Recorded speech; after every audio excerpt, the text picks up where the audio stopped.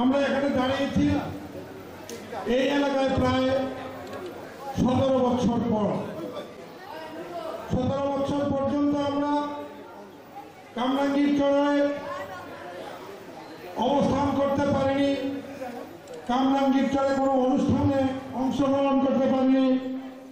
এমনকি আমাদের নিকট আত্মীয় যখন মারা গেছে তাদেরকে দেখতে পারিনি, তাদের জানাজায় আসতে পারিনি, তাদের দাফনে আসতে পারিনি। এই ছিল আমাদের অবস্থা। মহান আল্লাহ পাকের কাছে আমাদের হাজার হাজার শুকরিয়া। আজকে আমরা কামরাঙ্গীর চরে ইফতার মাহফিলের মতো, দোয়া মাহফিলের মতো অনুষ্ঠানে আমরা বক্তব্য রাখছি। আপনারা আমাদের পাশে এসে বসছেন, আমাদের কথা শুনছেন। কাজেই এই যে আল্লাহ আমাদেরকে জঘন্যতম শৈতানের হাত থেকে রক্ষা করে আজকে আমাদেরকে এই যে সুন্দর একটা পরিবেশ দিয়েছেন মুক্তভাবে কথা বলা, এই জন্য মহান আল্লাহ পাকের কাছে হাজার হাজার শুকরিয়া আদায় করি। আমি এই এলাকার আমাদের কর্মী যারা আছেন তাদেরকে উদ্দেশ্যে একটু কিছু বলতে চাই। যেহেতু নির্বাচন সম্ভবত আগামী ডিসেম্বরে অনুষ্ঠিত হবে এবং আমাদের ঢাকা 2 আসনের সংসদ সদস্য হিসেবে নির্বাচন করবেন আমাদের নেতা আলহাজ আমানুল্লাহ আমান সাহেবের সুযোগ্য উত্তরসূরি জনাব ইরফান ইবনে আমান অমি সাহেব।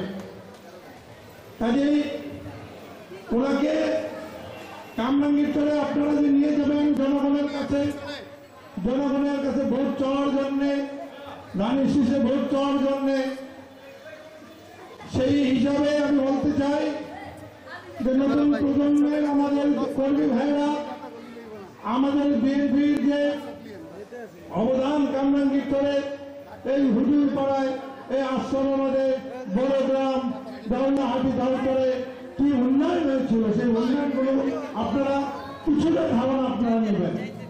কামরাঙ্গীর চরের যে বড় বড় উন্নয়ন, বিশেষ করে লোহার ব্রিজ, বেড়িবাঁধ এবং আপনাদের এই আশ্রমাবাদের রাস্তা চওড়া করা, রসুলপুর প্রজেক্টের মাধ্যমে যে বড় বড় রাস্তাগুলো, রসুলপুর কমিউনিটি সেন্টার, সেই বিদ্যুৎ কেন্দ্র, বিদ্যুৎ সাব স্টেশন নবাবগঞ্জের এবং দাউতরে যে গ্যাসের স্টেশন, সমস্ত কিছুই বিএনপির অর্জন। এখানে আওয়ামী লীগের কোনো অবদান নেই। লোহার ব্রিজ, সেই কমিউনিটি সেন্টার, রসুলপুরের যে বড় বড় রাস্তাগুলো রসুলপুর প্রজেক্টের মাধ্যমে এগুলি করে গেছেন। আমাদের 91 থেকে 96 পর্যন্ত যে আমাদের সংসদ সদস্য ছিলেন এই এলাকার লেফটেন্যান্ট জেনারেল মীর শওকত সাহেব, উনি সেটা করে গেছেন।